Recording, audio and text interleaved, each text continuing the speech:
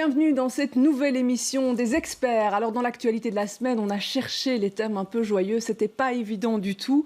Au menu donc de cette émission, nous aurons la guerre en Ukraine, mais à travers une opération un peu de solidarité des maires de différentes capitales européennes à Bruxelles. On aura le procès des attentats de Bruxelles qui commence enfin. Et puis aussi ces événements, ces débordements qui ne se sont pas reproduits en marge de la Coupe du Monde, des matchs de la Coupe du Monde ce jeudi. Et un dernier élément qui est cette association qui attaque l'État belge dans l'affaire Maouda. Alors, à mes côtés, pour analyser tout ça, deux journalistes, deux expertes. Ludivine Poncio, bonjour. Bonjour. Vous êtes journaliste au VIF. Et Vanessa Lhuillier, journaliste à BX1. Bonjour. Bonjour.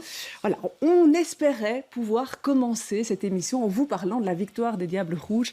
Malheureusement, c'est plutôt de leur retour ce samedi dont il est question. Par contre, il y a la joie des supporters du Maroc qui s'exprimaient jeudi, on va le voir sur ces images, dans les rues de Bruxelles. Ils ont le sourire avec la qualification de leur équipe. C'était la victoire du Canada jeudi soir au centre-ville, le tout dans une ambiance globalement bon enfant, avec feux d'artifice et drapeaux agités. Voilà, alors même si, évidemment, à côté de tout ça, on ne pouvait pas ignorer un très important dispositif de sécurité préventif qui avait été installé, de nombreux contrôles aux abords du centre-ville. La police de Bruxelles-XL, d'ailleurs, a procédé à 18 arrestations administratives. Voilà, alors c'était quand même un gros ouf de soulagement pour ceux qui craignaient de voir des casseurs revenir jeudi soir dans les rues de Bruxelles. On craignait de voir se reproduire ce qui s'était passé dimanche dernier, où il y avait pas mal de grabuges. Lundi, nous étions retournés sur le terrain pour dresser un premier bilan. C'est un reportage de Marine Guillet, Yannick Van Gansbeek et Laurence Pacciarelli. Des vélos, trottinettes et du mobilier urbain incendiés hier soir boulevard Lemonnier, il ne reste presque plus rien ce matin. Le plus impressionnant se trouve à la station de métro Lemonnier, fermée à cause des dégâts. Les habitants du quartier que nous avons rencontrés se disent révoltés et en colère face à ce déchaînement de violence. Pourquoi casser? Pourquoi faut faire ça? Il faut faire la fête comme tout le monde. Il ne faut pas casser, il ne faut pas faire des choses comme ça. C'est pas bien. À quelques rues de là, sur la commune d'Anderlecht, c'est un night shop qui a été pris pour cible. Devantures saccagées et magasins pillés. Les dégâts ne sont déjà plus visibles, cachés derrière ces planches de bois. Un peu plus loin, les vitres de ce Deleuze ont tenu le coup face au choc. On analyse les images pour évidemment, je l'espère, arrêter les fauteurs de troubles, mais je voudrais dire aussi qu'on est particulièrement surpris par la jeunesse des fauteurs de troubles. Et je vais aussi dire aux parents qu'ils sont responsables. Si on devait identifier des personnes et des dégâts, attention, l'addition va leur être envoyée. Chacun a une responsabilité là-dedans, la police et le chef de la police, en ma personne évidemment, mais aussi les parents qui laissent des mineurs comme ça venir dégrader l'espace public. En prévision du match, la police s'était déployée en nombre dans le quartier du Midi. Le but, circonscrire les éventuels incidents au boulevard Lemonnier. Raison pour laquelle les commerces et les plaisirs d'hiver n'ont pas été touchés. Voilà, alors un important dispositif de police et dimanche dernier et jeudi dernier. Ludivine Poncio, quelle est un peu votre réaction par rapport à cela ? C'est vrai que c'est toujours désolant de voir de telles images. Ce sont des images qui n'ont rien à voir avec le sport, rien à voir avec la fête. Et d'ailleurs, ce sont des débordements qui, quelque part, n'ont rien à voir avec le foot. Ce sont des débordements qu'on voit souvent en marge de manifestations. On a vu ça aussi avec les mesures Covid. Donc ce sont pour moi des débordements qui sont à mettre en lien avec, avec de la criminalité, mais aussi avec des tensions sociales. Et c'est vrai qu'à chaque fois qu'on a ce type d'émeutes, d'actes de violence, on dit voilà, on va prendre des mesures, ça va être tolérance zéro, on va mettre plus de bleus en rue.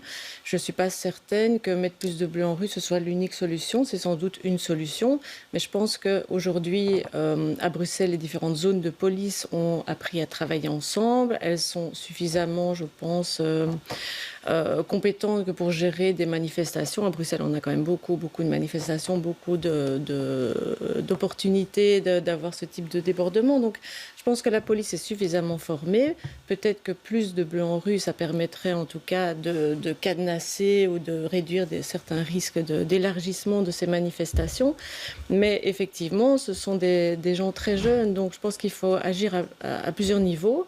Agir sur les tensions dans les quartiers, agir aussi sur l'image de la police, sur les relations entre les jeunes et la police.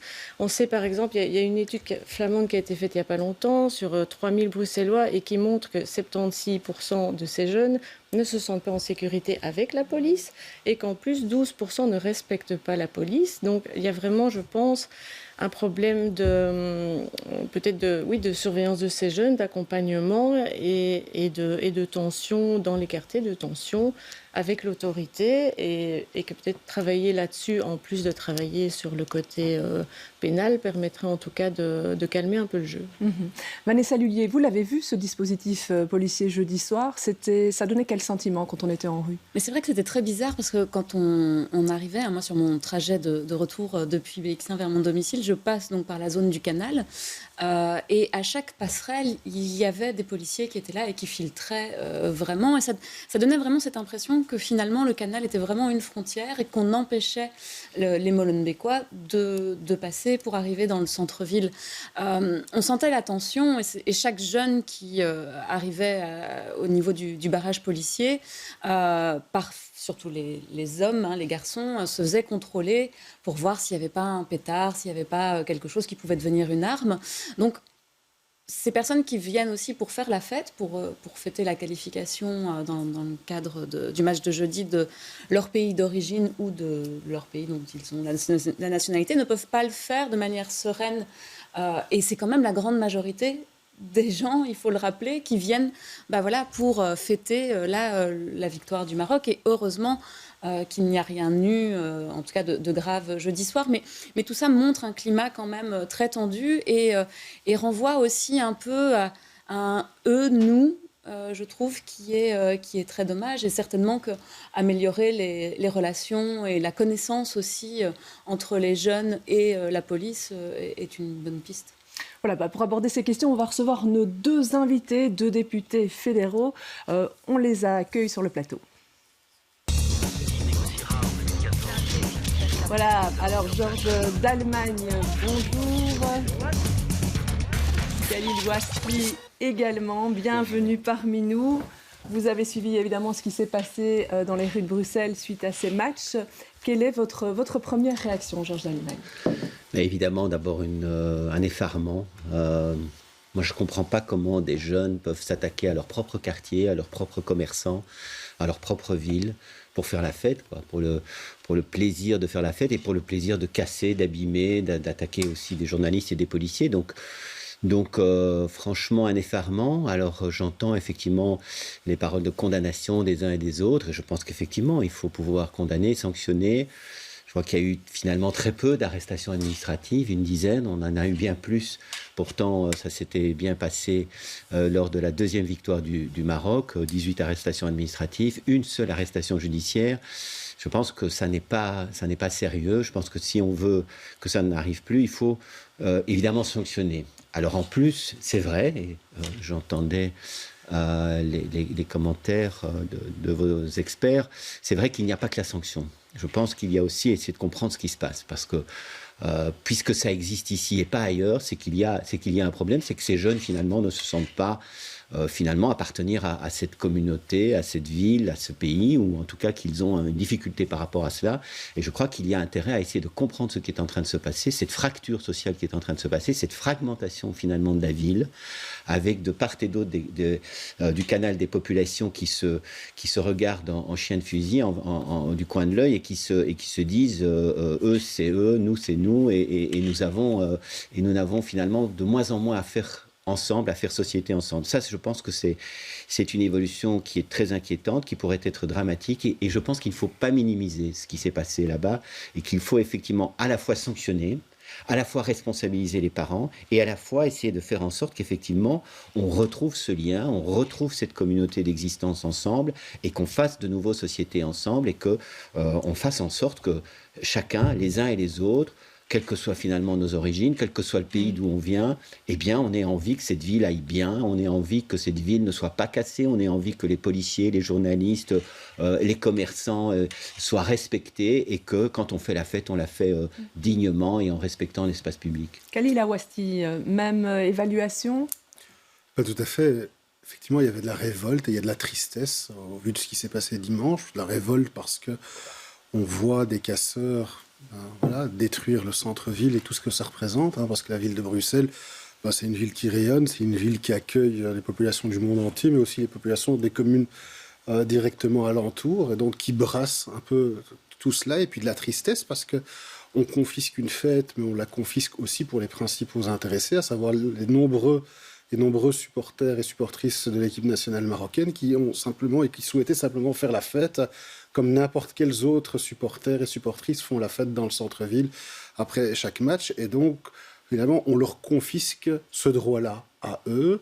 On les met, et ça, je pense qu'il faut faire attention, au banc, finalement, de la société en les stigmatisant, alors que... il ne faut pas minimiser la chose. Ce sont malheureusement quelques dizaines de casseurs qui jettent l'opprobre sur l'ensemble de la communauté marocaine de Bruxelles qui est venue simplement pacifiquement, on l'a vu, à montrer des drapeaux, faire la fête et s'amuser dans le centre-ville. Et donc, effectivement, on voit des dispositifs policiers qui sont importants, ça a été dit. C'est aussi dommage parce que ça mobilise nos forces de l'ordre. Et on sait aussi, après les derniers événements malheureux et tragiques, ce qui s'est passé, que nos forces de l'ordre font également attention à elles. Ça veut dire que ce sont des missions aussi de police qu'on ne sait pas mener ailleurs sur le territoire bruxellois, parce que ce qui est mis en place là ne peut pas être déployé ailleurs sur le territoire pour assurer la sécurité de toutes et tous les Bruxelloises, parce qu'il se passe plein d'autres choses sur Bruxelles. Ça stigmatise une communauté, donc il faut faire attention à ne pas stigmatiser une communauté et tous ceux qui veulent faire la fête. Et j'espère pour les supporters du Maroc qui pourront la faire encore longtemps, puisqu'ils se sont qualifiés et peut-être qu'ils la feront encore pendant plusieurs matchs.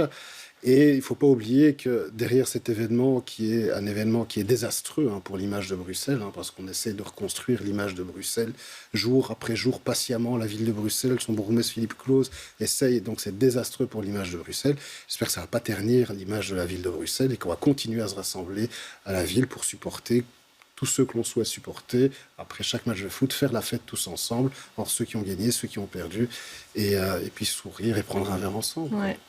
Georges Lallemand, vous vouliez réagir? Oui, moi je voudrais quand même être précis. Moi je ne stigmatise évidemment personne et je ne fais pas d'amalgame. Je pense que ceux qui stigmatisent la ville de Bruxelles, ce sont ceux qui sont les fauteurs de troubles aujourd'hui, et ce sont ceux qui n'ont pas pu empêcher que ces troubles aient lieu. Qu'ils soient des autorités, qu'ils soient des parents, qu'ils soient...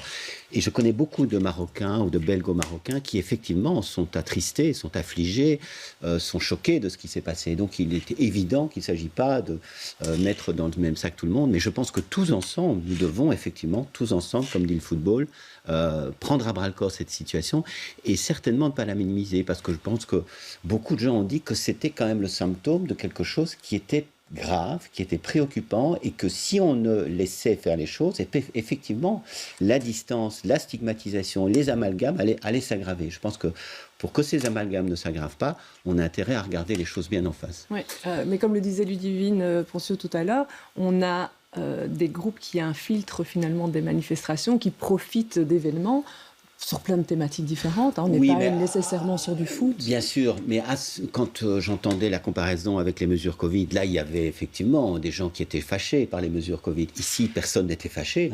C'est de la violence purement gratuite. Oui, mais il y avait des gens qui étaient fâchés pour la mesure et puis d'autres personnes qui rentraient dans la manif. Et ici, je pense que simplement, il y a eu des gens qui sont partis avec l'idée de casser pour faire la fête. Pas parce qu'ils protestaient contre telle ou telle mesure. Je pense que donc ça c'est vraiment un élément tout à fait important. Et l'autre élément qui est important, c'est quand même que c'est l'ampleur et c'est le fait que c'était des mineurs d'âge aussi. Ça c'est très important aussi. Donc moi je pense que vraiment je tiens à ce vivre ensemble. Je tiens à ce que nous fassions tous société et que nous ayons tous le plaisir de vivre tous ensemble. Et c'est une ville, et mon collègue Ouasti l'a rappelé, qui a accueilli énormément de populations et qui continue d'accueillir énormément de populations aux origines très diverses. Et c'est une richesse. Et je pense que pour que cela reste une richesse, on a intérêt à aborder ces questions-là véritablement, sérieusement. Vanessa Lullier. C'est aussi révélateur de tensions sociales bien plus profondes. Cette colère que peuvent avoir des jeunes issus de l'immigration dont les parents sont arrivés, ou les grands-parents même maintenant, puisque c'était quand même des adolescents, c'est quand même par rapport à l'État belge, c'est cette colère face à l'État belge en fait, qu'il manifeste là à ce moment-là. Et puis on peut dire aussi que depuis la fin de la pandémie, avec toutes les mesures Covid, ça a créé une frustration au sein de la population. Et ça ressort maintenant, tous les psychologues le disent également dans toutes les études, la frustration est beaucoup plus forte, il y a plus de tensions. Oui, mais enfin bon, là, il s'agit quand même d'une situation particulière. Il ne s'agit pas il y a eu des difficultés à cause du Covid dans toute une série de villes, dans toute une série de populations et chez les jeunes notamment. Bon, moi, j'ai pas vu d'autres jeunes. J'ai pas vu d'autres jeunes. Mais vous avez raison. Vous avez raison. En fait, ces jeunes ne se sentent pas chez eux. C'est pas leur pays. On a l'impression que c'est pas leur pays. Alors moi, je ne veux pas qu'il y ait des réponses faciles du genre c'est de notre faute ou c'est de leur faute. Je pense que ce serait passer à côté du sujet. Je pense que simplement le constat, il est là. Ils ne se sentent. Ils ont cassé un quartier qui était le leur, mais visiblement, moi, je ne sais pas qui d'autre pourrait casser son propre quartier. Je pense qu'il faut faire ce constat et qu'il faut creuser les raisons pour lesquelles ça ne fonctionne pas. Et il y a sans doute des responsabilités partagées. Et il y a sans doute des actions à mener là chez les parents, chez les autorités, dans les écoles, au niveau de la police, dans toute une série d'institutions. Il y a sans doute au niveau de l'emploi, au niveau de certaines discriminations. Mais il ne faudrait pas apporter des réponses trop, je dirais, simplistes, qui contribueraient à augmenter les malentendus, à augmenter finalement les visions du monde. Parce que ce que j'entends, moi, de part et d'autre du canal, parce que je vis quand même dans cette ville depuis plusieurs décennies. Quand on est de ce côté-ci du canal, on dit ben, là-bas, du côté Molenbeek, on nous dit mais là-bas ils ne nous aiment pas, ils nous discriminent, ils sont méchants avec nous. Et quand on est de l'autre côté du canal, on dit mais ceux-là, ils ne nous aiment pas, ils sont violents avec nous et ils cassent notre ville.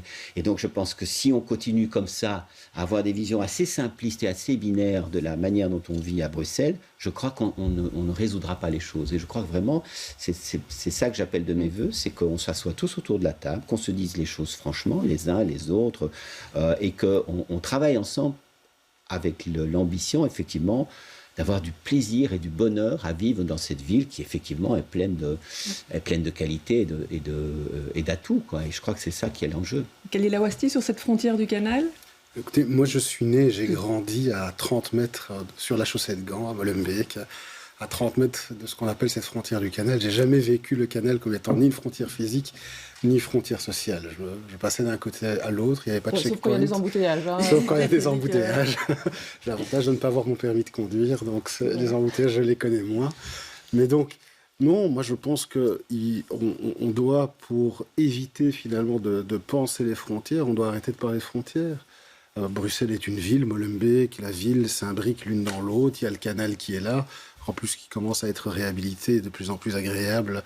C'est de plus en plus agréable de se promener le long du canal. On traverse, on va d'un côté à l'autre. D'ailleurs, de l'autre côté, on ne change pas de ville. Hein. Ça reste des quartiers populaires. De l'autre côté du canal aussi, sur le territoire de la ville de Bruxelles. On a Rempart des Moines, on a tous ces quartiers populaires qui sont là. La Bourse. L'avantage de cette ville et l'avantage de Bruxelles, c'est vraiment cela, c'est qu'on peut en 5 minutes à pied passer d'un quartier à l'autre et aller, lorsqu'on habite Molenbeek dans le centre-ville, au même titre que tous les autres. On ne va pas faire 1h30 de RER pour arriver dans le centre-ville de Paris où on a l'impression qu'habiter effectivement aussi loin est en soi une frontière physique. Ce n'est pas le cas. Et donc, on ne peut pas systématiquement le déclarer. Qu'il y ait des problèmes sociaux, ben oui, il y en a, et ça va vous surprendre, ça existe dans toutes les grandes villes du monde, des problèmes sociaux. Et donc, il faut les résoudre et y travailler. Je pense que c'est notre responsabilité comme politique que d'y travailler et de le faire. Après, si vous avez une baguette magique pour résoudre tous les problèmes sociaux, je veux bien. Je ne l'ai pas. On y travaille sérieusement. Je pense que celles et ceux qui sont aux responsabilités essayent de faire au mieux avec les moyens dont ils disposent que pour régler les problèmes. Je trouve que Bruxelles, entre le moment où j'ai grandi et je suis né à Molenbeek et aujourd'hui, est devenue une ville tout de même bien plus apaisée sur ces questions-là, très sincèrement. Et donc, qu'il subsiste des poches de problèmes, oui. Qu'il faille les résoudre, oui, c'est incontestable. Qu'il y ait de la précarité, oui, il faut la résoudre. Mais on ne doit pas, je pense, on doit éviter... Parce que l'identité, c'est ce que l'on est, que l'on perçoit intimement, mais c'est aussi ce que vous renvoie le regard de l'autre. Et donc, il faut faire attention qu'à un moment donné, ce que l'on estime être et ce qui vous est renvoyé par le regard de l'autre ne coïncide pas. Parce que là, à ce moment-là, lorsqu'on est jeune, adolescent, peut-être pas suffisamment construit et outillé, la différence entre ce qu'on vous renvoie d'être de vous-même et ce que vous pensez être, là, ça peut constituer une violence et amener à pas mal de choses. Et donc, c'est à nous aussi, dans notre quotidien, à apaiser ces questions-là. Et ça n'est pas simple. Très sincèrement, ça n'est pas simple. On y travaille à l'école, on y travaille avec le secteur associatif, on y travaille au quotidien, dans les familles, ça a été dit. Et le travail n'est pas terminé. Et je pense, sincèrement, il ne le sera jamais. Celui qui me dit qu'un jour il le sera, peut-être. Mais voilà, c'est l'histoire de l'humanité que de pouvoir, à un moment donné, vivre de ces migrations, que de les intégrer, que de pouvoir travailler avec, de vivre avec ces pauvretés, je dis bien ces pauvretés, de pouvoir essayer de les résoudre, et puis au fil des ans et au fil de l'histoire, de pouvoir continuer à mettre l'ouvrage sur le métier pour améliorer notre société. Ouais, c'est tout le travail politique qui doit être fait à tous les niveaux de pouvoir. Alors, on va enchaîner avec une rubrique où je vais vous demander ce qui vous énerve et ce qui vous ravit. Pour changer de thématique, je vous propose 5 possibilités à tous les deux. Donc, regardez bien. Alors, 3 crânes retirés d'une vente aux enchères. La région bruxelloise qui doit réduire ses frais de consultance. La Chambre qui rabote de 5,3% la dotation des partis. Le certificat médical d'un jour qui n'est plus obligatoire. Et la fusion Lucé-Louvain et Saint-Louis qui avance. Voilà. Georges d'Allemagne, qu'est-ce que vous choisissez? J'ai une mémoire courte, donc je n'ai... Alors, on les a devant, ils sont affichés là, voilà, sur les écrans en face de vous. Donc, les 3 crânes issus de la décolonisation qui sont retirés d'une vente aux enchères, les frais de consultance, la dotation en partie. Donc, ce qui me ravit... En choisir un, qui vous ravit ou qui vous énerve. Allez, je vais choisir la fusion l'UCL Louvain et Saint-Louis, puisque c'est mon université, l'UCL Louvain. Je pense qu'on a intérêt aujourd'hui à avoir des universités qui soient performantes, qui forment les jeunes de manière optimale. Et je pense que la manière dont on rationalise, on essaye de rationaliser aujourd'hui le paysage universitaire me paraît être important pour ces enjeux de formation, de qualité, d'excellence. Et voilà, ça réunit en plus une université bruxelloise avec une université basée en Wallonie. Je trouve que ça crée des ponts aussi à ce niveau-là. Et donc, moi, ça me ravit de voir que... vous savez que c'était un long combat. Ça n'a pas été simple. Et ça me paraît être aller dans le bon sens. Voilà. Lila West. Écoutez, je vais prendre les crânes retirés de la vente aux enchères. Je pense qu'on est dans un moment tout de même charnière. Il y a des débats importants qui se font au niveau du Parlement sur les questions de décolonisation. On voit les difficultés que cela pose, parfois même entre groupes et formations politiques. Et donc, ça veut dire que dans la société, ces difficultés existent et que ce débat vit. Et je trouve qu'à un moment donné, lorsqu'on a des biens qui sont censés appartenir au patrimoine public et immatériel et revenir à un autre État, les mettre aux enchères, ça veut dire qu'on en fait des biens privés. Et ça, c'était inadmissible. Donc, le fait qu'ils aient été retirés me ravit. Je pense qu'on a un long chemin encore à parcourir sur cette question. On parlait d'apaisement tout à l'heure.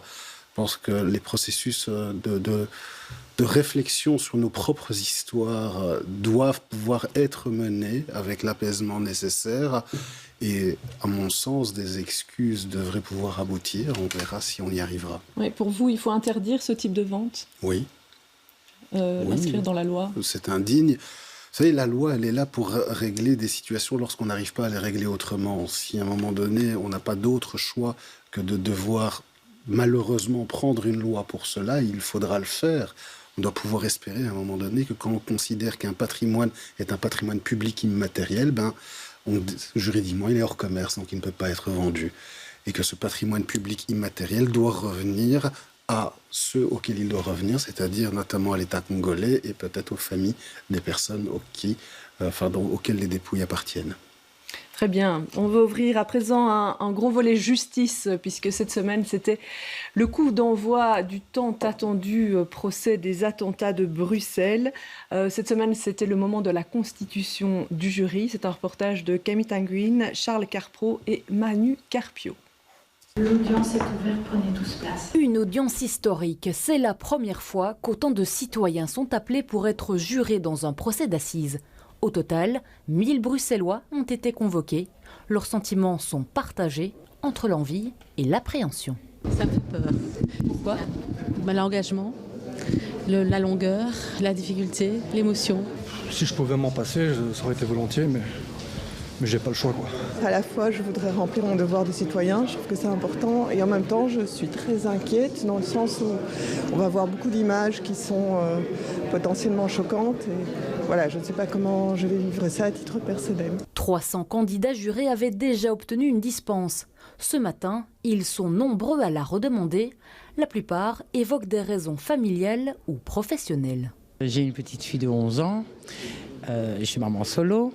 Et nous avons un problème avec le bâtiment où j'habitais. J'ai un travail très prenant. Je travaille en maison de repos, je suis responsable et je suis le référent principal de mes résidents et de mes familles. Une fois les dispenses accordées ou refusées par la présidente, le tirage au sort a lieu. 36 personnes sont choisies, 12 pour être jurés effectifs et 24 suppléants. Durant toute la durée du procès, les jurés prendront place dans ces fauteuils. Les débats de fond commenceront lundi prochain. Il devrait se terminer aux alentours du 30 juin. Voilà un fameux défi, une fameuse responsabilité pour tous ces jurés, Ludivine Poncio. Vous suivez cette matière-là pour le vif. Quel est un peu leur état d'esprit ? Mais on imagine qu'il y a beaucoup d'appréhension parce que c'est vrai que ça va être un procès marathon, ça va être un procès très, très lourd pour tout le monde, évidemment, pour les victimes, mais aussi pour toutes les parties, pour les jurés aussi. Et je pense qu'il ne faut pas minimiser non plus l'effort qu'on leur demande et l'engagement qu'on leur demande. Donc c'est normal aussi que certaines personnes aient eu des réticences, des craintes par rapport à cette participation. On a vu quand même pendant le procès de Paris les témoignages des survivants, les témoignages des victimes. Il y avait des choses vraiment très, très, très difficiles à entendre, vraiment avec beaucoup, beaucoup d'émotions. Et donc, c'est vrai que je pense que ce jury doit être bien préparé, bien accompagné. D'ailleurs, c'est prévu. Et d'un autre côté, je me dis quelque part, c'est malgré la lourdeur et l'investissement que ça demande, encore une fois, c'est quelque part une chance aussi de pouvoir participer aussi à la justice, parce qu'on montre souvent la justice comme quelque chose d'assez détaché de la population, une justice assez éloignée, qui n'a pas forcément un visage humain, tandis que là, en fait, on va donner à ces personnes en fait, la possibilité de suivre les débats, de comprendre ce qui s'est passé, d'avoir vraiment tout le détail de l'enquête et de pouvoir vraiment jouer un rôle actif. Donc je pense que ça peut être aussi une opportunité quelque part. C'est quelque chose qui va les marquer à vie, certainement, comme dans tous les grands procès. Mais c'est aussi, je pense, une chance d'avoir une vue sur un phénomène de société, sur un phénomène historique, et de pouvoir participer à ce procès dans l'entièreté. Alors ça, c'est pour les jurés. On sait qu'il y a évidemment toujours la question des victimes qui est là. Et le même jour de l'ouverture de ce procès, à la Chambre, en commission, on examinait un projet de loi sur l'indemnisation des victimes. Alors on en parle ça depuis très longtemps. Le dossier est donc sur la table des parlementaires. Ces victimes faisaient même une conférence de presse le lendemain du procès en disant tout le parcours que c'est, le parcours du combattant que c'est pour être indemnisé. Khalil Awasti, pourquoi est-ce que ça n'avance pas plus vite, ce dossier ? Là, on en est en commission à la Chambre. C'est une excellente question, parce qu'effectivement, ça a été un parcours du combattant pour les victimes. 22 mars 2016, nous sommes fin 2022, donc ça va faire 7 ans dans quelques mois. Et on n'a toujours pas de dispositif qui a été repensé pour permettre, s'il devait y avoir un nouvel attentat en Belgique, comment faire en sorte de mieux encadrer, mieux entourer, mieux accompagner et mieux indemniser les victimes. Alors effectivement, il y a un projet de loi qui a été déposé, qui est porté en fait par le ministre de l'économie, Pierre-Yves Dermagne. D'ailleurs, c'est aussi une des questions, c'est pourquoi il n'a pas été porté par d'autres, alors que les débats et la question de l'indemnisation des victimes en cas de victimes d'actes d'attentats terroristes est une compétence éminemment de la justice. En tout cas, c'est porté. Il y a le mérite d'avoir un projet de loi ici sur la table. Alors, ça a été dit hier, ça a été dit ce mercredi, en commission, où effectivement ce projet de loi apporte toute une série d'améliorations. Et ça a été dit en toute transparence, il y a un élément qui ne figure pas dans ce projet de loi, c'était une recommandation de la commission attentat, à savoir la création d'un fonds de garantie. Ce n'est pas la création d'un fonds de garantie. Et donc je pense que les auditions que j'ai moi-même demandées spontanément, les auditions des associations de victimes, V-Europe, Life for Brussels, les auditions des responsables et des référents en matière d'assurance, Assuralia, la FSMA, seront des auditions importantes que pour pouvoir faire la lumière. Pourquoi il faut faire encore des auditions alors qu'on a auditionné tant de personnes pendant la commission de suivi des attentats ? Parce que nous nous trouvons dans une autre phase. Il faut savoir que ce projet de loi ne va pas s'appliquer aux victimes des attentats du 22 mars 2016. Ce projet de loi est un projet de loi qui s'appliquera aux victimes éventuelles, et on espère n'avoir jamais à l'activer, aux victimes potentielles des attentats à venir sur le territoire belge. Et donc ce projet de loi ne réglera pas la situation des victimes des attentats du 22 mars. Par contre, les victimes du 22 mars sont celles qui connaissent le mieux le parcours du combattant qu'elles ont eu à suivre, que pour pouvoir, pour certaines, être indemnisées, et pour d'autres, toujours pas être indemnisées à ce jour. Et donc, il est important, je pense, de pouvoir les entendre pour qu'elles puissent faire valoir les éléments positifs, mais aussi les éléments de critique et les éléments d'attention à l'égard du Parlement sur les éléments de ce projet de loi qui pourraient, en fait, nous amener demain ou amener demain des victimes à subir les mêmes travers que celles qu'elles ont elles-mêmes subies. Alors, Georges Allemann, vous, le même jour, vous avez déposé une proposition. Oui.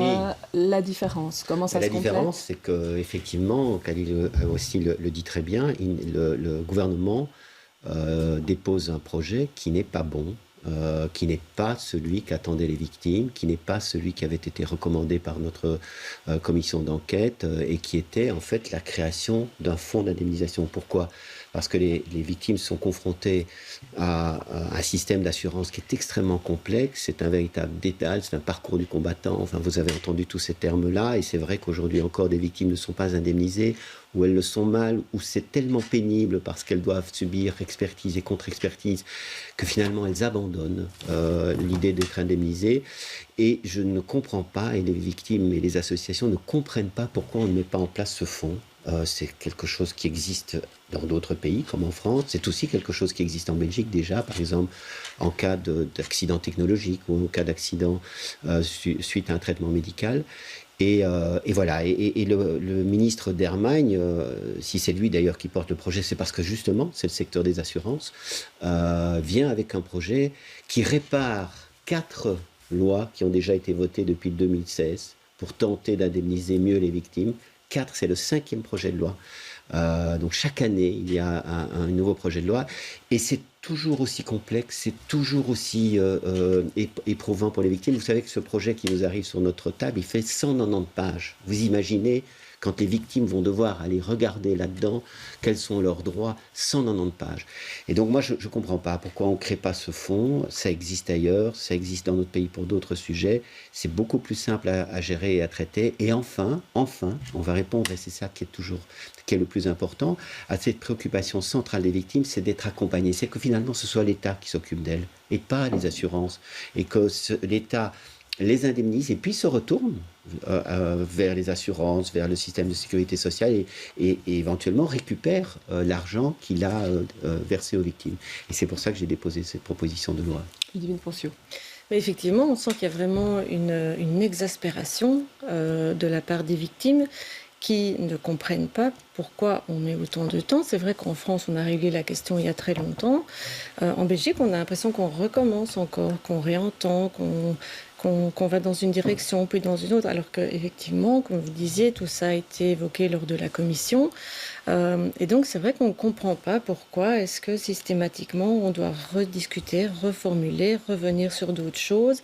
Pour elles, c'est vraiment des situations qui sont très pénibles, parce que ces victimes, elles sont à bout, elles sont noyées, elles ont l'impression d'être abandonnées. On a vraiment beaucoup de témoignages dans tous les médias de ces victimes qui vraiment crient leur malaise. Et c'est vrai que le fait de dire, eh bien, écoutez, 6 ans après, on n'y est pas encore, on va encore chercher, on va encore trouver d'autres pistes. Donc, il y a un moment donné, c'est vrai que ça semble un peu abusé. Ouais. Une revendication, une demande très importante, c'était celle d'un guichet unique. Un endroit unique pour toutes les problématiques pour ces victimes où elles peuvent s'adresser. On en est où là ? Mais dans le projet de loi, parmi les évolutions positives du projet de loi, il y a cet élément. Le guichet unique figure dedans, l'expertise médicale unique figure dedans et le référent assureur unique figure dedans. C'est quoi ? Donc le guichet unique, c'est effectivement un endroit unique auprès duquel les victimes doivent pouvoir, et normalement qui doit être activé dans les 10 jours, et ça c'est le projet de loi qui l'indique, dans les 10 jours à partir de la reconnaissance de la qualification d'attentat. Et donc, il ne sera pas effectif pour les anciens attentats. Non, c'est ce que j'ai dit. Donc, le projet de loi s'applique pour l'avenir, ne s'applique pas pour ceux-ci. Et donc, pour celles... Il ne sera pas unique parce qu'il y a un guichet auprès du procureur fédéral, il y aura un guichet auprès des assurances. La ministre de la Défense nous a annoncé en commission de la Défense qu'elle ferait son propre guichet unique. Tout le monde appelle ça un guichet unique, mais ça commence à être une forêt de guichets uniques, puisqu'il y aura aussi des points de contact dans les communautés et régions qui s'intituleront guichet unique. Tout ça parce qu'on n'a pas créé ce fonds. Et donc, on est obligé de mettre des guichets uniques un peu partout pour pouvoir faire en sorte que, effectivement, l'État, les assurances, les différents départements concernés, puisqu'il y a la défense, il y a le département de l'économie, il y a la justice, que les communautés, les régions, que tout le monde puisse dialoguer. Mais en réalité, la victime, elle va continuer à devoir aller se présenter à tous ces guichets pour pouvoir se faire valoir ses droits. C'est une affaire que je suis depuis des années et c'est très clairement. Sinon, pourquoi la défense créerait un guichet unique ? S'il y avait un guichet unique par ailleurs, non, elles se sont obligées de créer un guichet unique après 6 ans aussi à la Défense. Et donc chacun va créer son guichet unique. Désolé, ce ne sont plus des guichets uniques, c'est une forêt de guichets. Non, mais ce que je disais, c'est que malheureusement, effectivement, on maintient une situation distincte pour les victimes des attentats du 22 mars et pour les éventuelles futures victimes. Leur sort ne sera pas... Et leur sort ne sera pas amélioré substantiellement. On va effectivement... On va laisser M. Awassi terminer, M. Dalu. Malheureusement, le sort des victimes des attentats du 22 mars ne sera pas amélioré par ce projet de loi. Et donc, si la grille de lecture, c'est de dire comment améliorer le sort des victimes des attentats du 22 mars à travers le projet de loi, ça n'est pas la bonne question. Ça n'est pas l'objet. Ça n'est pas l'objet et ce n'est pas ça que je dis. Symboliquement, c'est difficile de présenter ça le jour du début des affaires du procès. C'est pas moi qui décide de l'agenda. Symboliquement, c'est compliqué. Encore une fois, on va effectivement réparer certains problèmes, je n'en disconviens pas, mais on ne va toujours pas répondre à la préoccupation principale qui est de ne pas être confronté aux assurances. Bien sûr, mais ça a été dit avec transparence et ça fera l'objet des discussions. C'est ça qui choque les victimes. Alors on répare, c'est vrai, mais on répare mal et ça va être compliqué et ça va être fastidieux et les victimes vous l'ont dit à plusieurs reprises. Et c'est vrai que de demander aux victimes d'être à nouveau auditionnées, à la fois c'est bien évidemment, mais à la fois c'est complètement paradoxal puisque c'est déjà ficelé et je serais surpris que vous retiriez ce projet de loi en disant on a entendu les victimes, on va faire comme elles le demandent parce qu'elles savent ce qu'elles demandent depuis tellement d'années. Et donc si c'est simplement pour mettre en scène les victimes et dire on les a entendues, je trouve que ça n'est pas la bonne manière de travailler. Je ne peux pas laisser dire qu'on met en scène les victimes. Life for Brussels a elle-même écrit à la présidence de la Chambre pour demander... Mais j'espère alors qu'elles seront entendues vraiment et qu'on va changer ce projet de loi. Pour demander à pouvoir être entendues. Je ne suis pas victime, donc je ne vais pas me faire leur porte-voix. Je vais les laisser parler et les écouter. Vous savez donc elles ont demandé à être entendues. On a proposé, et j'ai proposé moi-même de pouvoir les entendre, parce que l'objectif, effectivement, à nouveau, ce projet de loi doit être lu à la lumière de ce qui pourrait se passer. Malheureusement, pas de ce qui s'est passé. Ce qui s'est passé, et pour les victimes actuelles qui sont toujours, il faut pouvoir solutionner ces questions-là, mais ça ne réglera pas le sort des victimes actuelles et des victimes des attentats du 22 mars. Oui, c'est vrai que vous l'avez dit, on est dans un timing quand même qui est un peu délicat. Et pour des victimes qui, elles, se battent quand même depuis 7 ans bientôt, c'est très difficile à entendre. Ce sentiment d'abandon, il est quand même là. Et finalement, elles vont toujours se retrouver face à un mur et face à une multiplicité. C'est pas logique de ne pas avoir été indemnisé encore aujourd'hui et de ne pas avoir cette aide de la part de l'État. Et effectivement, la reconnaissance de l'État et que ça ne soit pas une société privée d'assurance, ça me semble quand même très important dans la symbolique. Je pense qu'il y a une question centrale, je me permets d'intervenir, à laquelle on n'a jamais de réponse. Et c'est vraiment la question importante. Pourquoi on laisse les assurances être en première ligne à l'égard des victimes ? Pourquoi ? Et franchement, c'est une question qui mériterait une réponse. On n'en a pas. On nous dit qu'on a analysé, mais que ça n'est pas bon. Et la réponse que moi j'entends de plus en plus, c'est que laisser les victimes confrontées aux assurances, ça permet effectivement de faire en sorte que les frais et les indemnisations à l'égard des victimes soient moins importantes que si l'État était en première ligne. Et que si l'État était en première ligne, évidemment, il devrait décaisser rapidement des indemnisations décentes. Et si on continue le système assurantiel, c'est parce que ça arrange beaucoup de gens. Et vous savez qui sont les premiers actionnaires des assurances ? qui est le premier actionnaire d'Etias, qui est la plus importante assurance qui a opéré en faveur des victimes lors des attentats du 22 mars. Les actionnaires, c'est la région wallonne, c'est la région flamande, c'est l'État fédéral. C'est ça les actionnaires d'Etias. Alors il y a une espèce de confusion d'intérêts et de jeu de rôle que je dénonce vraiment, parce que entre les assurances dont on nous dit que ce sont des privés, mais dont les actionnaires sont finalement des actionnaires publics, et l'État fédéral qui n'a jamais voulu finalement reprendre cette responsabilité aux assurances. C'est là qu'à mon avis se trouve vraiment le nœud, et je trouve que c'est indécent de se dire, de faire ce calcul financier, qui est de dire ça va nous coûter plus cher si c'est l'État qui s'en occupe.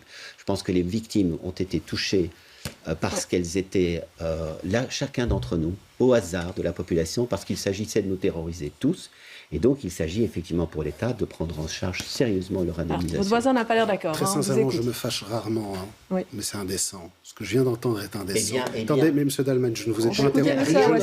Je ne vous ai pas interrompu. Je suis désolé, je me fâche rarement, mais ce que je viens d'entendre est indécent. Que le public soit actionnaire de certaines assurances, c'est un fait. Que vous tiriez la conclusion que parce que le public est actionnaire d'assurance, il a un conflit d'intérêts et un intérêt manifeste à ne pas indemniser les victimes d'attentats, je suis désolé, c'est une conclusion qui est indécente. Et je la pose sérieusement, parce que quand on a des assureurs qui sont détenus par l'État, qui discutent avec l'État, et qu'au bout de 7 ans, on continue à confier aux assurances, en dépit d'une recommandation votée à l'unanimité par la Chambre, que ça devait être l'État qui devait s'occuper de cela, je pose cette question sérieusement et j'attends des réponses sérieusement sur cette question. Je comprends que ça vous fâche, mais au moins les choses sont claires. C'est pas que ça me fâche, c'est indécent. Je suis désolé. Non, je suis au contraire. Et prétendre ça devant nos auditeurs et ceux qui regardent, eh bien, je le maintiens. Ludivine Poncieux. Je me dis juste si malheureusement aujourd'hui nous étions à nouveau frappés par un attentat, je me demande si en fait à quoi seraient confrontées les victimes. Est-ce qu'elles seraient confrontées au même parcours du combattant? Est-ce que ce serait aussi difficile? Et qu'est-ce qu'on leur dirait? On leur dirait ben oui, on a eu plus de 6 ans pour régler la chose, mais c'était encore un petit peu court. Donc c'est la réponse la plus importante. En fait, la réponse de toute cette dynamique, elle est là. C'est de se dire, si aujourd'hui nous étions frappés par un attentat, nous en serions à la même situation aujourd'hui, à la même situation malheureusement que mars 2016. Il faut prendre conscience... C'est ça qui est dramatique. Oui, c'est ça qui est dramatique. Donc il faut prendre conscience que depuis mars 2016, la situation pour les victimes n'a pas été améliorée. Et que s'il y a eu une prise en charge, des victimes des attentats de mars 2016, c'est par ailleurs en raison de systèmes assurantiels, j'ai envie de dire, secondaires. C'est parce qu'un attentat a eu lieu dans le métro et un autre dans le cas d'une explosion dans un aéroport que des victimes ont pu être indemnisées. Si nous avions eu un autre type d'attentat, le 22 mars 2016, certaines victimes ne pourraient pas être indemnisées. Alors, et je peux entendre les critiques, et nous aurons les débats, et je ne veux pas préempter les débats ici, sur le projet de loi qui est sur la table. Mais l'avantage qu'offre au moins ce projet de loi, c'est qu'il offre un cadre pour les victimes d'attentats dès que la qualification d'attentat est reconnue, peu importe le lieu et les circonstances de l'attentat. Et c'est qu'il soit dans un lieu public. Oui, c'est qu'il offre un cadre que la victime soit assurée ou ne soit pas assurée. C'est aussi une grande évolution par rapport à aujourd'hui, parce qu'aujourd'hui, si les victimes ne sont pas assurées, c'est la catastrophe. Donc, qu'ils soient belges ou pas. Ah mais ça, là, il y aura une discussion, il y aura un cadre qui sera pris en charge à travers le fonds le fonds d'aide aux victimes d'actes intentionnels de violence. Excusez-moi. Voilà. Mais ça va faire partie des débats, je pense. Et je ne vais pas les préempter ici, très sincèrement. Mais en tout cas, ça offre des évolutions. Et sur la question du guichet unique, je le disais, sur la question de l'expertise médicale unique. Le principe est aujourd'hui acté dans le projet de loi, c'est de l'expertise. Donc il n'y a plus plusieurs médecins, plusieurs expertises. Sur le fait de l'assureur unique et de la référence à un assureur unique, aujourd'hui, les victimes sont renvoyées d'un assureur à l'autre. Demain, il y aura la décision à travers ce guichet unique de dire voilà quel est l'assureur référent et c'est lui et uniquement lui qui doit indemniser et pour l'ensemble et pour la totalité. Sur le calcul du dommage. Et je pense que c'était aussi quelque chose d'important, et M. Dalmagne l'a indiqué, et c'est important. Et effectivement, sur le calcul qui c'est un peu du jargon juridique, mais c'est-à-dire qui se base sur la question du droit commun et non pas sur ce que demandaient les assureurs et ce qui peut exister aujourd'hui encore, sur des forfaits d'assurance en fonction d'un type de dommage. Non, c'est une indemnisation intégrale du dommage sur base du droit commun. Et donc, mais à nouveau, ce projet n'est pas parfait. Ce projet doit être discuté. Ce projet sera discuté. Ce projet sera critiqué. Et j'espère qu'il le sera, parce que ça permettrait éventuellement de le faire évoluer. Mais en tout cas, il y a des personnes qui devront être entendues. Et je souhaite qu'on ne préempte pas le débat et d'attendre que ces débats aient lieu. Mais en tout cas, j'espère que la situation, s'il devait y avoir attentat, j'espère qu'il n'y aura pas attentat et qu'on n'aura pas activé ce projet de loi. Mais que la situation, s'il devait y avoir attentat, sera meilleure pour les victimes du futur attentat que pour celles d'aujourd'hui qui sont toujours en souffrance. Alors, on espère que ça va avancer en tout cas rapidement sur ce dossier, puisque ça fait quand même plusieurs années que c'est en cours. Le jugement ici pour le procès, c'est attendu dans 6 à 9 mois.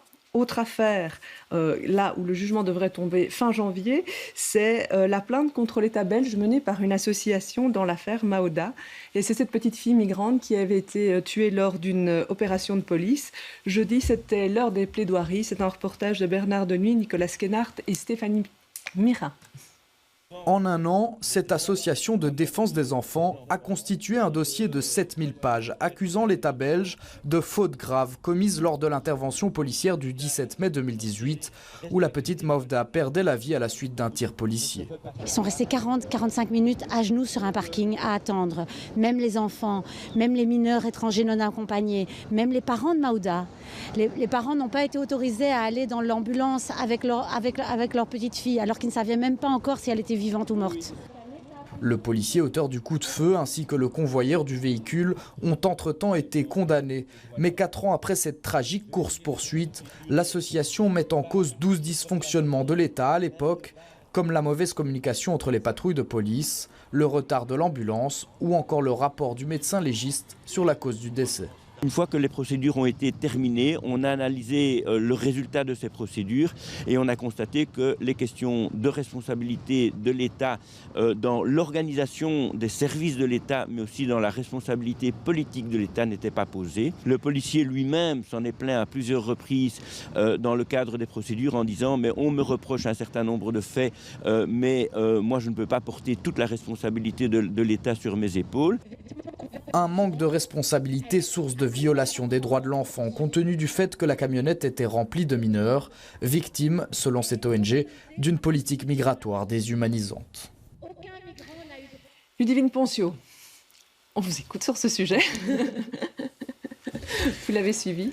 En tout cas, je pense que le fait que les associations et que les citoyens saisissent la justice, y compris pour attaquer l'État belge, c'est tout à fait un droit qu'elles peuvent faire valoir. Donc à partir du moment où on est face à un dossier très complexe, où effectivement les responsabilités, elles ont été déterminées en ce qui concerne le policier et le chauffeur, mais peut-être qu'il peut y avoir aussi d'autres responsabilités qui n'ont pas encore été dégagées. Et donc c'est tout à fait un droit et c'est logique que l'État belge, qui d'ailleurs est souvent attaqué pour des dossiers beaucoup moins dramatiques, de manière générale en justice, doivent répondre. On verra maintenant si la justice va se pencher vraiment uniquement sur les faits, donc sur le dossier et sur les événements, ou si elle va plutôt rendre une décision en fonction de ce qu'elle évalue sur la justice migratoire. Il faudra voir aussi quel sera vraiment le fond du dossier, mais c'est une chose qui doit être tranchée en tout cas. Ici, effectivement, on attaque l'État. Et derrière ça, on voit un peu que c'est toute la question de l'accueil des migrants en Belgique. Il y a eu une autre action cette semaine, du jeudi, le barreau de Bruxelles qui a fait une action en disant « Attention, il y a plein de décisions de justice qui ne sont pas respectées en termes d'accueil, en termes de traitement des dossiers. » Quand on est pouvoir législatif, comment est-ce qu'on réagit par rapport à ça, Khalil Awassi? C'est interpellant, très sincèrement, c'est interpellant. Et ce sont 2 dossiers distincts. Donc le dossier, malheureusement, de la petite Maouda qui est décédée est un dossier distinct de la gestion de l'asile en Belgique.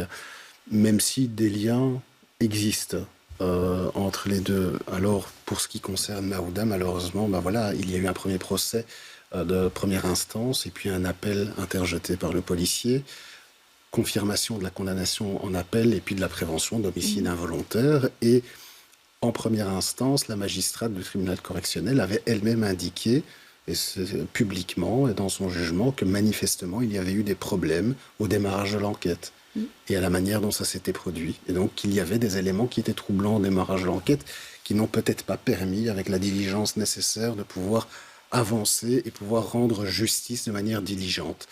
En plus, on sait aussi qu'il y a eu un second procès pour les conducteurs, notamment en matière de trafic d'êtres humains avec des condamnations à Liège. Donc on sait que dans un premier temps, il n'y a pas eu de poursuite et de procédure de trafic d'êtres humains.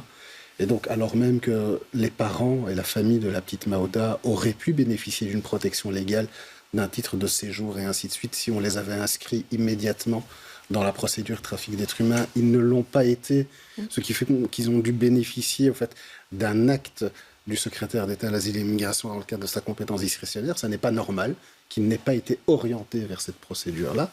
Et donc, il y a des interrogations. Je ne vais pas me faire juge. S'il y a une procédure en responsabilité de l'État belge, je pense qu'il y aura des plaidoiries et un juge qui décidera, mais c'est interpellant sur toute une série d'éléments. Mais il va falloir. Ça pose la question de derrière ça, est-ce qu'il y a une problématique plus large Mais il y a une réelle problématique, effectivement. Par exemple, en matière de trafic, de traite et de trafic des êtres humains, il y a une réelle problématique avec des polices dans lesquelles, excusez-moi, on a des investis qui ne sont pas formés à identifier ces indices de trafic et de traite des êtres humains, et donc qui ne réorientent pas automatiquement les victimes de trafic et de traite des êtres humains vers les canaux nécessaires et qui leur permettent de bénéficier des droits.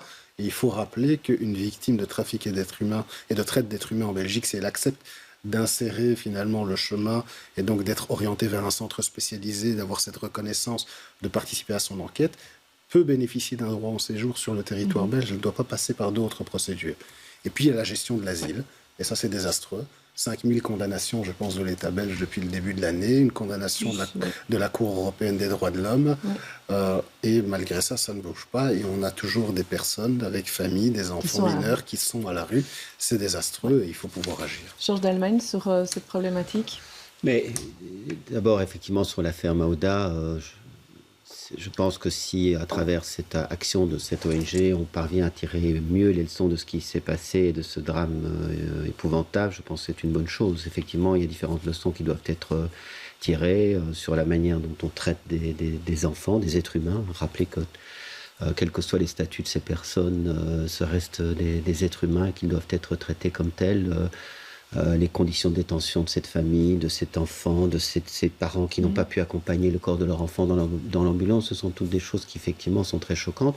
Et je me souviens très bien à la Chambre, moi j'avais plaidé pour qu'on accorde immédiatement le droit de résider sur le territoire belge. Or, la famille avait reçu un ordre de quitter le territoire. C'était tout à fait incroyable, alors que leur enfant était...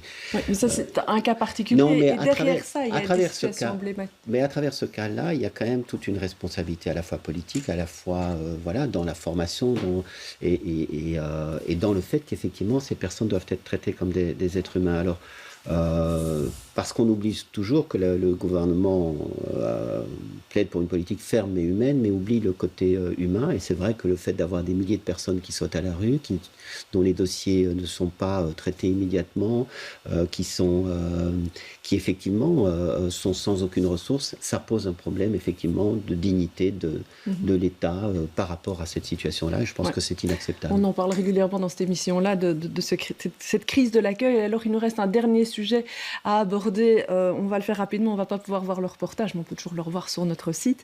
Ce lundi, il y avait de nombreux maires européens qui étaient à Bruxelles pour parler finalement de la prochaine reconstruction de Kiev, la capitale ukrainienne. Alors le président n'avait pas pu venir, le maire, pardon, n'avait pas pu venir. Il avait envoyé son frère sur place. Et l'idée, en fait, de toutes ces villes, c'était de mettre un peu en commun les informations qu'elles avaient pour pouvoir apporter une aide. Est-ce que les villes ont un rôle à jouer, comme ça, au niveau particulier, au-delà des États, au-delà de ce qui est fait au niveau international dans cette problématique ukrainienne? Khalil Aousty. Mais je pense qu'effectivement, les villes ont plus qu'un rôle à jouer, et ça, c'est typiquement... c'est un mécanisme de solidarité entre maires européens. Donc il faut savoir que ce qui s'est passé, c'est plus qu'une réunion des maires. En réalité, ce qui s'est passé, c'est que Philippe Klaus a offert au maire de Kiev l'hôtel de ville pour faire une réunion, en réalité, des maires, comme si elle était à Kiev, mais pas à Kiev. Ce forum était prévu là-bas initialement. Ce forum était prévu là-bas initialement, et il a été dit par Philippe Klaus, il a été dit, ben voilà, le forum aura lieu à l'hôtel de ville de Bruxelles, parce que non seulement c'est symbolique, c'est le corps de l'Europe, et c'est peut-être plus facile aussi d'accès que d'autres pays alentours de l'Ukraine. Et donc ça a permis de réunir des maires, ça a permis aussi de réunir des investisseurs privés. Et l'objectif, vous l'avez dit, c'est reconstruire l'Ukraine. On sait qu'il faudra des milliards pour reconstruire l'Ukraine. Ici, il y a par exemple la BEI qui va faire un prêt, je pense, de 450 millions d'euros pour participer à la reconstruction du métro de Kiev. Il y aura des investisseurs privés qui vont aussi, je pense, aider à reconstruire Kiev et les autres villes qui ont été détruites. Et puis, il y a aussi des mécanismes de solidarité plus particuliers, plus ponctuels. Par exemple, il y a un réseau de solidarité entre les hôpitaux publics bruxellois et les hôpitaux ukrainiens. Il y a des besoins aussi de pouvoir identifier. Il y avait la maire de Paris, les représentants du maire de Londres, la maire de Sarajevo, je pense. Et donc, il faut pouvoir, à travers ces initiatives particulières, pouvoir répondre immédiatement aux demandes. Et donc, l'idée, c'est de se dire, lorsque le maire de Kiev adresse finalement au maire de Bruxelles, qui va la dispatcher à ses collègues, une demande plus ponctuelle, il y a un réseau qui s'organise pour voir comment obtenir l'outil nécessaire le plus rapidement et puis le fournir. On m'a dit par exemple qu'il y avait des appareils nécessaires pour réaliser de la radiographie en hôpital qui devaient être livrés à Kiev. Alors Georges Dallemagne, cette rencontre, elle se déroule en fait le lendemain du week-end où le Premier ministre et la ministre des Affaires étrangères belges sont allés en Ukraine à la rencontre du président. Enfin, dites-vous ? Oui, enfin. Moi, j'ai été 3 fois en Ukraine depuis le début de la guerre. J'ai pu rencontrer notamment de nombreux maires de Kharkiv, d'Irpin, de Kiev, le maire Klitschko, de Lviv, qui sont toutes ces grandes villes qui ont été détruites ou abîmées ou endommagées par la guerre. Et j'ai plaidé depuis le début de la guerre pour que notre gouvernement aille sur place. On était le dernier de l'Union européenne à se rendre sur place. Je ne comprenais pas pourquoi. Donc voilà, c'est mieux vaut tard que jamais. Je pense qu'effectivement, il faut redémarrer la reconstruction du pays tout de suite. J'ai vu ça dans d'autres pays en guerre, en Irak, en Syrie. On tarde souvent beaucoup trop, ce qui désespère les populations, ce qui crée aussi toute une confusion. Et là, effectivement, je trouve qu'il est grand temps, effectivement, de pouvoir aider ces villes à se reconstruire. Je crois qu'effectivement, c'est une très belle initiative de la ville de Bruxelles. C'est aussi très important qu'il y ait ces liens humains à travers les villes. C'est plus facile parfois d'avoir ces liens, ces parrainages. Et puis, ce sont des liens qui se tissent pour de très nombreuses années, en général, après la guerre, et qui créent effectivement bien une solidarité qui passe aussi par des entités qui sont plus petites, par des hôpitaux, par des écoles, par des entités comme celle-là, et qui, au-delà de la reconstruction physique, créent véritablement cette communauté, ce lien très important sur le plan humain. Alors l'émission est finie, mais juste en un mot, cette visite du Premier ministre, c'était un symbole important ? C'était un symbole important. Je pense qu'il faut pouvoir montrer sa solidarité, et qui mieux que le Premier ministre et le ministre des Affaires étrangères que pour représenter l'État belge. Très bien, je vous remercie à tous d'être venus sur ce plateau. Merci pour votre analyse de ces éléments et merci de nous avoir suivis. On se donne rendez-vous la semaine prochaine pour une nouvelle émission. Belle fin de week-end à tous.